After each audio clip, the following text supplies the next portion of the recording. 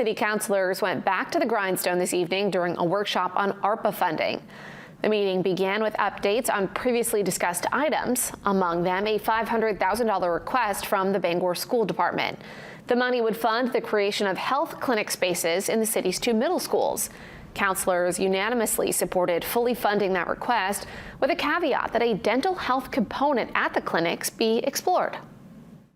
I don't think the dental component should hold us up. But I don't believe it should be implemented until that's addressed.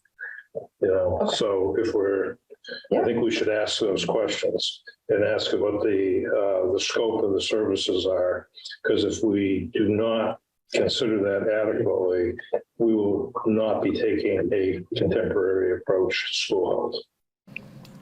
Councilors also moved forward a nearly $71,000 request from the Maine Multicultural Center and $1 million for Habitat for Humanity of Greater Bangor. Everything still has to be approved at a full City Council meeting later this month.